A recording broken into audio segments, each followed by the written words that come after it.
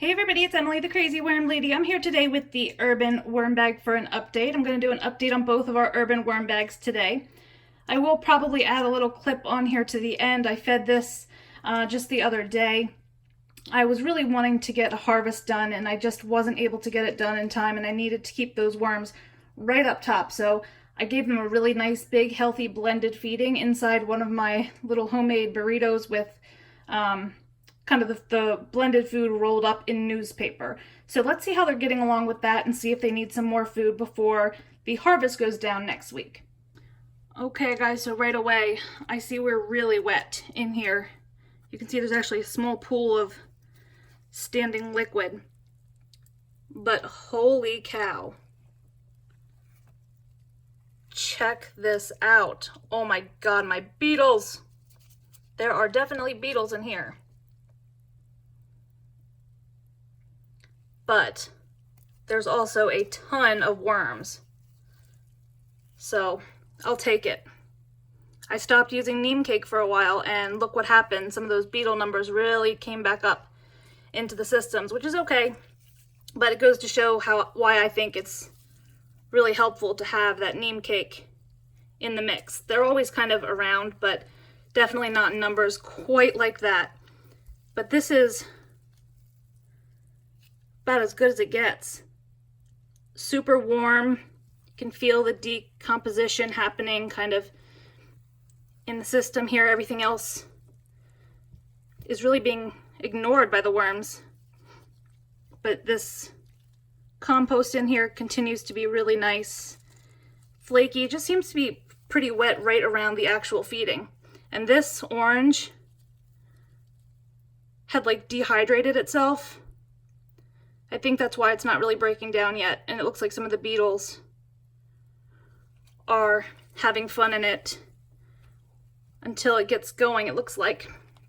So I'm going to cover that back up here, and I'm not sure if it's smart of me to add more food since there's still that whole orange and these guys are still so active in the area, and since there's some beetles, I don't want to encourage their numbers to go up quite so much. So I think I'm just going to turn over some of this paper at the top, and I'm just going to add a bunch of my dry mix to try to see if that will kind of work its way in here and discourage some of the beetles from continuing to proliferate in here. But honestly, I can't really complain too much about it. It still looks really fantastic. Everything in here is looking really good. It'll definitely be ready for a harvest. So let me top this with a whole bunch of our dry mix, and we will move on and take a look at the trash bag update on the other urban worm bag. Okay, nice healthy sprinkling all the way across the top. We're just going to leave this as it is until next week when we decide to do the harvest. But honestly, I'm not too worried about it.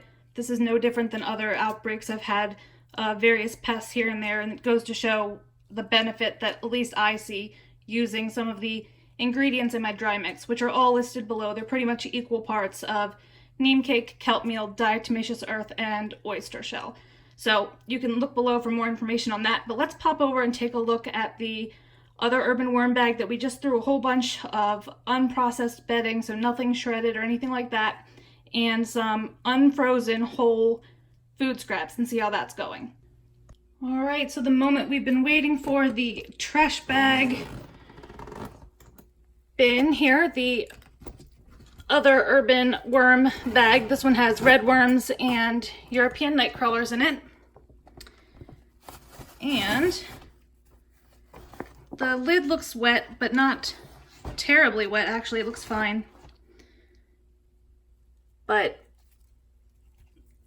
even this unfrozen celery in a few weeks, I was not timely, but is breaking down. So let me get the lovely lamp that I like to put in here. We'll put that in so we can take a little bit of a better look, peek throughout here, and then feed this bin up, add some more bedding today as well. Okay, so now that we have better lighting, you can see the worms worked all the way down into the root of this celery. This particle board type thicker cardboard has actually absorbed all the moisture and is starting to break down as well. I don't know if break down is the proper word, but it's moistening and softening up. And all of this material in the middle here, they've completely worked through. There's a little bit of unprocessed peat, it looks like, in here, but that peat moss takes a while to break down.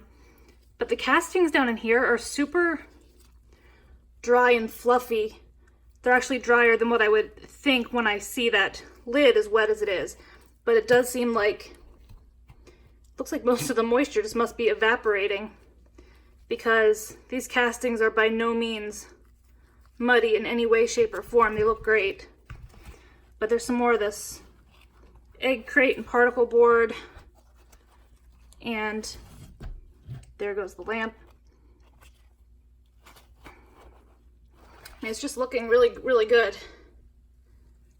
I'm not seeing any leftover food really other than that little bit of celery. Everything else, oh, I lied. The carrot's trying to grow. But everything else looks pretty processed. So I think we will add to this bin today. So this is going to be one of these systems. It's not exactly pretty looking, because it's just going to be kind of a mix of whatever I have around that can be composted. And trying to find pieces that I have in here that don't have much plastic on them, because I don't want to have to be digging a ton of plastic out later, although I know kind of with what I'm doing here that might be the case a little bit. But I do have a bag of unfrozen food scraps. I actually didn't have enough like waste material from food that had gone bad, so this stuff is actually cut already, but it's just the leftover cut pieces from what we were cooking. I didn't go to any extra measure to cut it. So let me get this open and we'll get them fed. Any of you guys who are new, this whole concept kind of came to be because Tom at Vermibag Tutorials had done something similar, and it's still doing something similar with his Vermibag Max, kind of running it like a trash can, you know, not doing anything special to really tend to his worms, in kind of an attempt to show that we don't have to go to all these special fancy measures to still get good castings. Things may break down a bit slower when you don't chop them or you know, shred your paper, but at the end of the day it all still comes out as castings, and it all will still be broken down. And I loved the idea of what he was doing, so I'm doing one with my Vermibag Max as well, and also with this bin. And my whole kind of scenario with this is I'm trying to not freeze my scraps, not cut them as much as possible. Obviously, I'm not just going to buy whole scraps just to put in here, but just to put as minimal effort as I possibly can and see how good the castings end up being for us. And so far it's looking good. It's definitely not a pretty picture, and I kind of like my bins to look at least somewhat, I don't know what the word is, but it seems very odd for me to open a bin and have it just look all hodgepodgey with, you know, big pieces of cardboard and stuff like this. But the worms still seem to be getting to work. They were able to eat through that thick, you know, cardboard in there, the egg crates, and they were still able to eat what we had. So I am going to top this off with some coconut coir. I was planting some plants. I have a whole bunch of coconut coir left over, so I'm trying to use that up. So I am going to top it with that, and that's slightly moist, and that will help hold the moisture in so the worms can get to work, and then we will call it a day. So I really did add quite a bit of the coconut coir. I think it'll kind of get the level up in here, and it's going to be dropping really quickly because we have those big pieces in the middle, and as soon as they absorb the moisture and collapse down, it's going to be right back down low again. So to kind of help keep up with it, again, this is something I didn't have to go to any extra measure to get. I already had it around, so it was easy to toss in here. It was already moistened. So I will add a little bit more of my dry mix. So this is a pH buffer, some bug control, a grit source for the worms. But again, this really wouldn't be necessary in any bin. A small amount of grit would be fine as well. I just like to do this. I have a ton of systems inside my house, and keeping the pest numbers at a minimum is quite important for me. But again, if you just had crushed eggshell, if you just had some garden lime, that would be fine too. But that's going to be it for today, guys. Next week we will 100% get that harvest done of the urban worm bag, the very first one I set up, which is in the other room. And this one we will continue with the experiment, get it fed up, and do an update. So I thank you for your patience. Let me know what you think. Drop those comments below. Like this video, subscribe if you'd like some more content from me, and I'll be back with you guys real soon for an update. Have a great day. Hey everybody, it's Emily, the Crazy Worm Lady.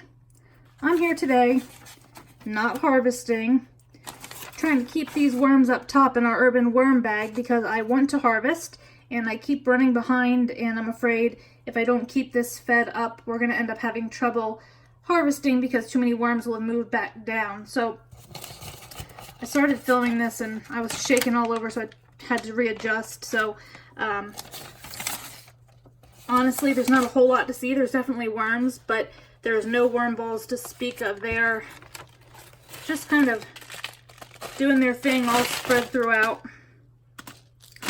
Lots of springtails. I mean, they do look very healthy though. And they are processing because things are looking much darker in here.